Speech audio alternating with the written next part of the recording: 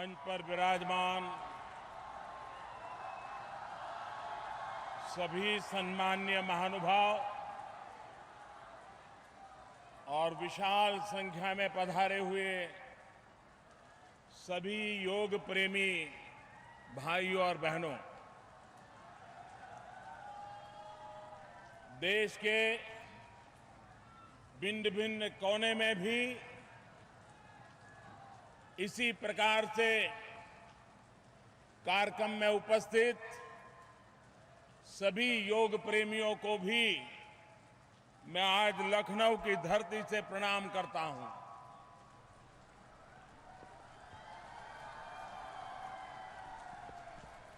योग की एक विशेषता है मन को स्थिर रखने की, किसी भी प्रकार के उतार चढ़ाव के बीच भी स्वस्थ मन के साथ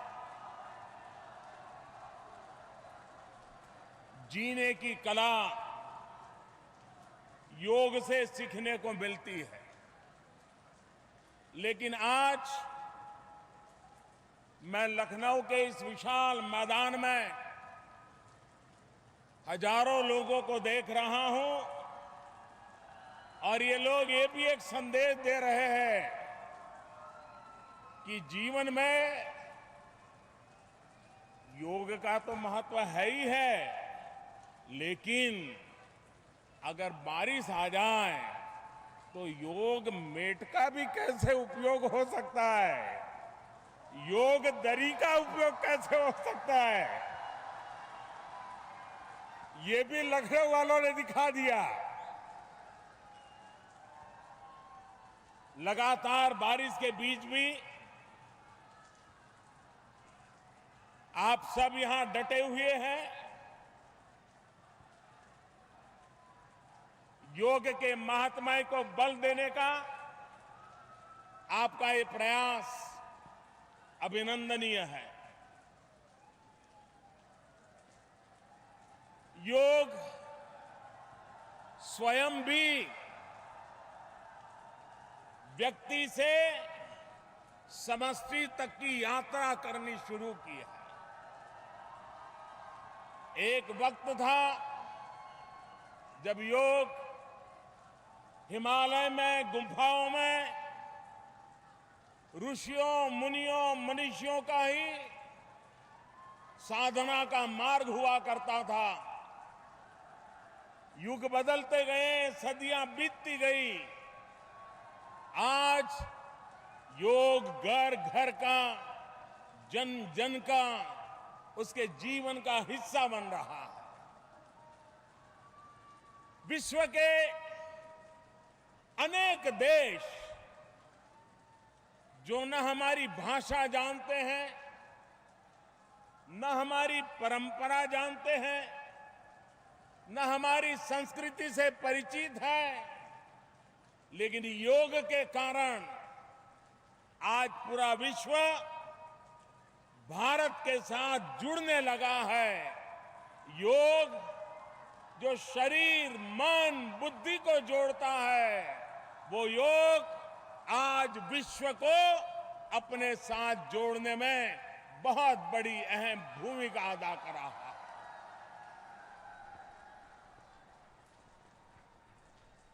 यूनाइटेड नेशंस ने सर्वाधिक वोटों से कम समय में जब योग को अंतर्राष्ट्रीय दिवस के रूप में स्वीकृति दी, तब से लेकर के आज दुनिया का शायद ही कोई देश होगा जहां पर योग के संबंध में कोई कार्यक्रम न होता हो, योग के प्रति आकर्षण न बढ़ा हो, जागरूकता न बढ़ी हो।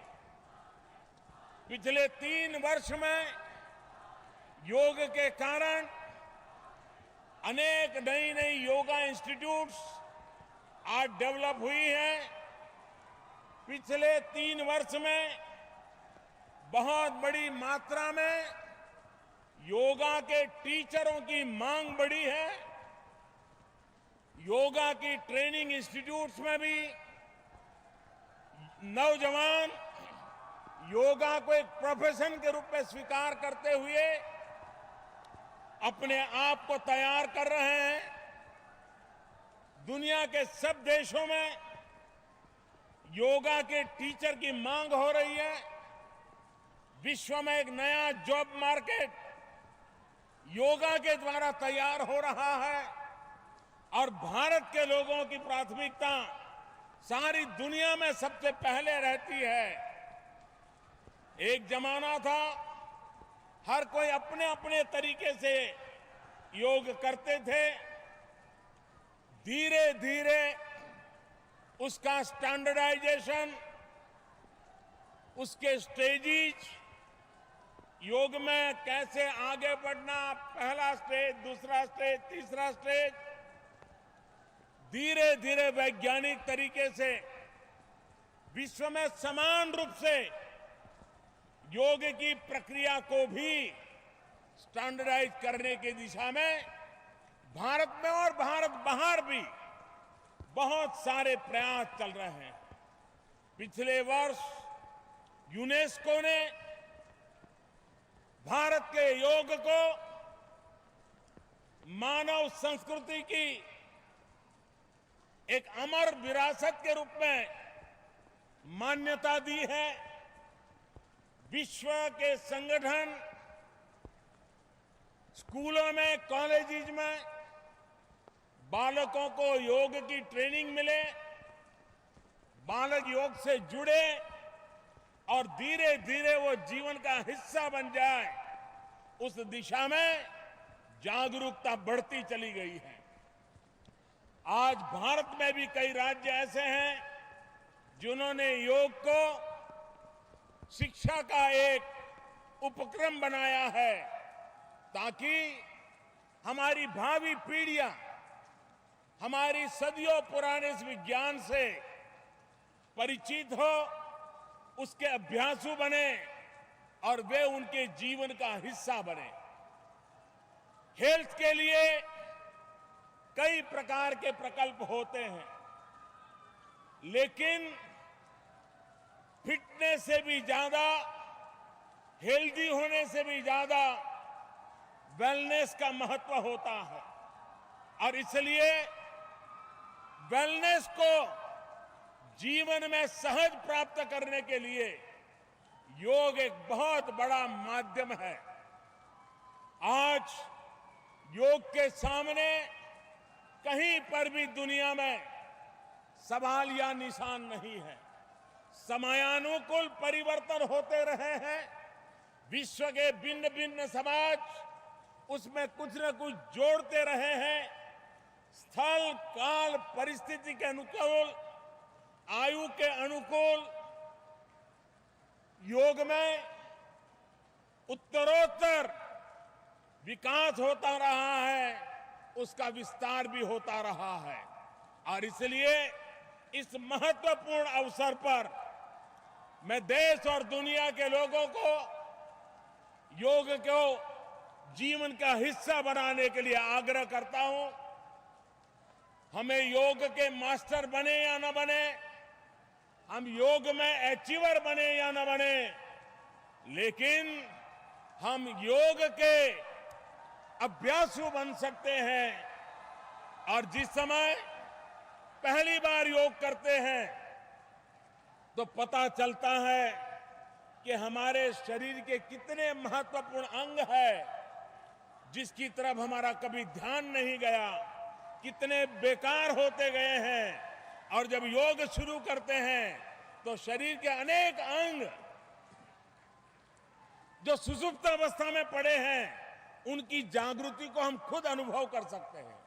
उसके लिए कोई बड़ी दिव्य चेतना की आवश्यकता नहीं होती है। जिन्होंने पहली बार योग किया है उन सबको पता चलता है कि मेरे शरीर के अंग सुषुप्त पड़े थे, योग शुरू करने से ही उसके भीतर जागरूकता आने लगी है, चैतन्य आने लगा है।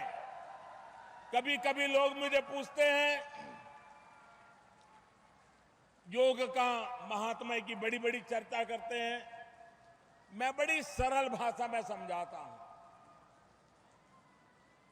नमक सबसे सस्ता होता है, सर्वदूर उपलब्ध होता है, लेकिन दिन भर भोजन के अंदर अगर नमक न हो तो सिर्फ स्वाद बिगड़ जाता, ऐसा नहीं है, शरीर की सारी अंतर रचना को गहरी चोट पहुंचती है।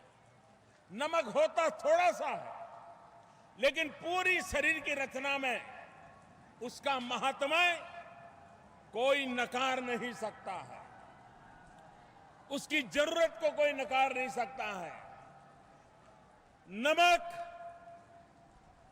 एकमात्र नमक से जीवन नहीं चलता है, लेकिन जीवन में नमक न होने से जीवन नहीं चलता है। जैसा जीवन में नमक का स्थान है, वैसा ही योग का स्थान भी हम बना सकते हैं। कोई बहुत 24 घंटे योग करने की जरूरत नहीं है।